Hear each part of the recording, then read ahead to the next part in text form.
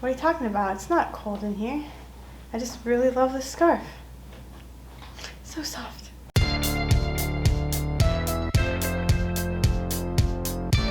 Salutations! I'm Becca, this is Words Another Malarkey, and happy holidays and merry wassail from my family to yours. This video is special. This video is unique and possibly going to be a complete failure, but even if it is, I don't care because this is for me. For me. Me! It's all about me! So what am I talking about? Well, in case you didn't notice, I'm a little obsessed with the Nutcracker. Just a little. I absolutely adore this story and many of its adaptations, chiefly of which is Barbie and the Nutcracker, one of the best holiday movies of our generation. Do not fight me on this. The Nutcracker to me is very much the embodiment of the holiday season. So yes, I thought it would be really fun and festive and possibly unique to do a Nutcracker book tag for this holiday season. If I had thought of it sooner, I would have filmed this video and gotten it out in like November, because that gives people enough time to like decide whether they want to do this tag and, you know, film it and all that good stuff. But yeah, I'm super excited about this. So if you do this tag, please let me know so that I can go watch your video. I've never tried to create a tag before, so this is a whole new experience for me. Hopefully I did it right. If you have any like amendments that you think would be good. This is the first edition, and yes, I have to read it off my laptop. Please don't judge my laptop stickers. They're very sensitive. So here we are, the Nutcracker Book Tag. I'm just going to go through the questions, give my answers, and of course I'll list them in the description so that you can like copy paste if you so desire. But let's go, let's do it. Bum, ba-da-da-dum, bum, bum, bum, bum. Question number 1. Obviously, the Nutcracker takes place on Christmas Eve. Choose a book that takes place during Christmas time or that gives you those magical yuletide vibes. So for this one I chose, it's a book that in the moment I'm currently reading, but since we're somewhere between the present and the future right now, we'll just say that I read it. The Enchanted Sonata by Heather Dixon Walwork. This is actually a retelling of the Nutcracker that sees Clara as a pianist who receives a mysterious gift on Christmas Eve that transports her to this land of magic and fairies and so on and so forth. So it's very, I think, true to the material, but what I've read so far, it kind of focuses a lot on music and kind of has like a Pied Piper type villain. So I mean, like, that's interesting, and I'm hoping that the rest of it is good. So far I'm captivated, and most of all, it really gives me those vibes. God, I wish I had a better word than vibes! Question number 2. In the ballet, an epic battle takes place between the Nutcracker and the Mouse King. That guy right there. Choose a book that has great action and or adventure. For this one, I chose Airborne by Kenneth Opel, which I've mentioned before because I'm trying to read the rest of the series and like book 2 is on my winter TBR. This is a kind of steampunk YA action-adventure novel about a world where airships are like a major form of transportation, and they travel great distances, and this boy, he's a crew member aboard one of these ships. The ship crash lands after being attacked by pirates on this mysterious island, and he and another passenger, the scientist girl, go exploring said island. And it's a very interesting, very fun, imaginative book. So I think it had really great action and adventure. And it was like a year ago when I read it, so like I'm going off of like my vague memories, but yeah, definitely a great adventure story. Bum bum ba-dum bum bum bum bum bum bum bum. Question number 3. The Nutcracker wouldn't be the same without Tchaikovsky's iconic score. Choose a book that involves music, musicians, or dancers. For this one, I chose The Ensemble by Aja Gabel. This is a very contemporary fiction novel that follows a quartet of 4 classical musicians as they rise to fame and then subsequently like just live their lives and deal with interpersonal drama. I mean, this is kind of my issue sometimes with contemporary novels. It's like I get really bored of the interpersonal drama, but what I really loved about this book was just how immersed it was in the world of classical music. So I mean, as a orchestra nerd myself, I super duper enjoyed it. Question number 4. The ballet changes locations when Clara and the prince travel from her bedroom to the magical land of sweets. Choose a book that transports the characters to a magical or unfamiliar realm. Think portal fantasy, though not exclusively. And for this one, because I recently read it and because I really love it. An Enchantment of Ravens by Margaret Rogerson, in which the main character is whisked away to the land of the fairies, or I guess I should probably say the realm of the fairies, because that sounds better, and, you know, goes on an adventure there. And they kind of are in a winter world for like a hot minute, I think, but they're mostly in like spring and autumn. Anyways, very, very cute and autumnal. You know, I already did a video on this, you can go check it out. You know how much I love the imagery.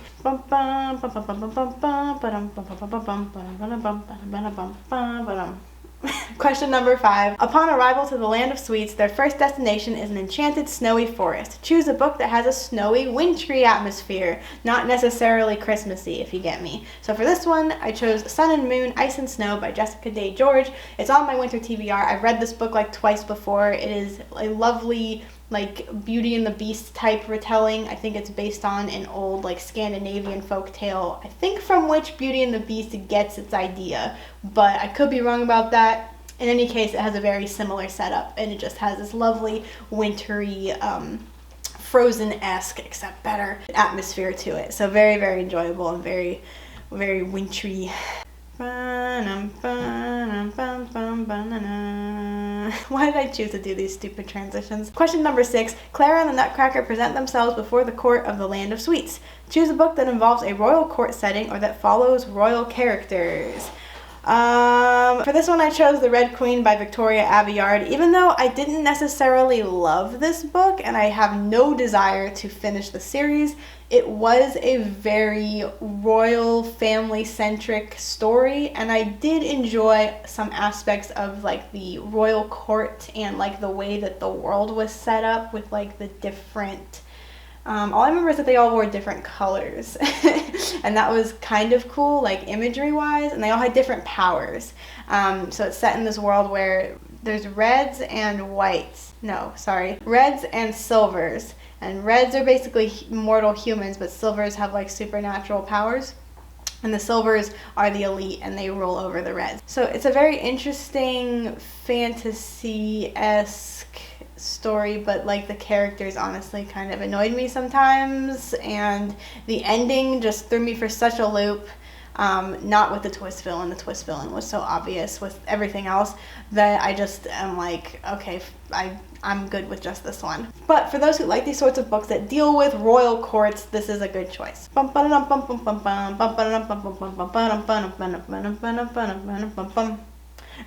Question number 7. One of the most memorable parts of the ballet are the series of dances representing different countries: Spain, Arabia, China, Russia, etc. Choose a book that takes place in a country far away from your own. Wow, this question made me realize how little I've actually read outside of like America and Europe. Wow, I need to diversify, and I will. But in terms of books that seem to fit this sort of tag that I've read that take place in another country, I would say The Book of Salt by Monique Truong. I had to read this in college. It was a whole different experience because it was academic, but the book itself, which is about a Vietnamese chef who becomes the personal chef of this famous author lady, like a real one, but like he's a fictional character.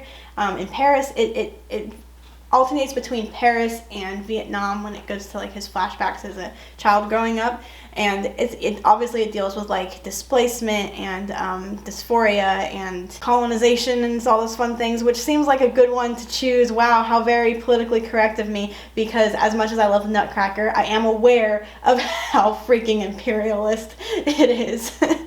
But that's a conversation topic for another time.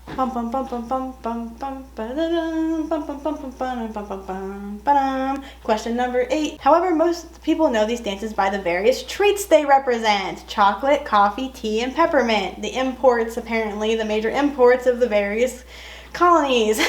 Choose a book that involves food, baking, or cooking. I wish I had a better one for this one, and made me realize I really want to read more books that deal with bakers or cooks, and I have a few like kind of on my queue that I'm really interested in. Whoops, excuse me. But for this, I am going to go with The Tale of Despero by Kate DiCamillo, because even though it's not like exclusively about food or cooking, it has such a heavy emphasis on soup in particular. And if you know from one of my first cringiest videos, I read and reviewed this book and made some soup and talked about, the book while eating some soup. So yeah, that was a fun time, and I can't believe it was almost a year ago. But also why I chose this book is because it deals with mice and rats. You know, the major antagonist is a rat in the Nutcracker, so I feel like it fits quite well, all things considered. Doing okay there, buddy? You right? He's fine, I promise. He's fine. Ba-na-na-na-na, ba-na-na. Can I just say real quick before I go into question number 9, I will never not love the Potido scene at the end of Barbie and the Nutcracker and how they dance, and like the motion capture at that time was actually really impressive, especially for a Barbie movie, because they actually like recorded ballet dancers and stuff. But there's the drama and the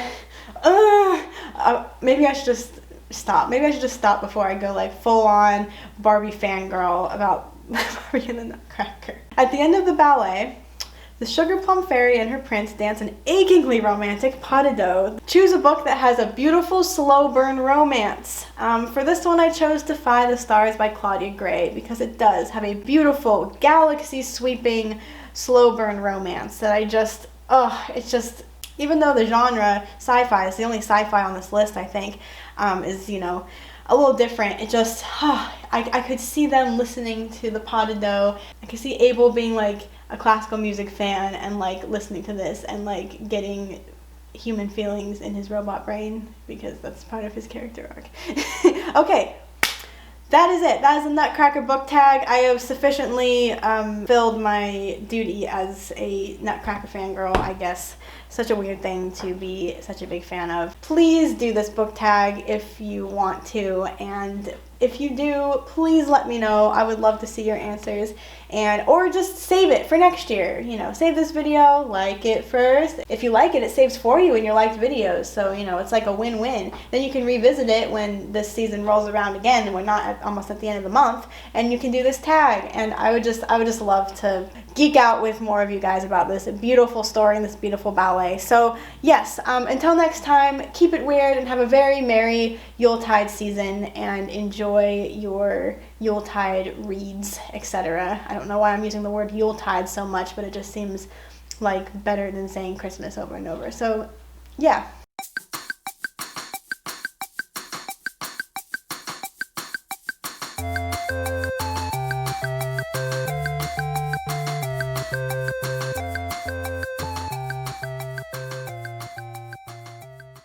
In case you're wondering if they hung the Mouse King from this tree, I leave that up to your interpretation.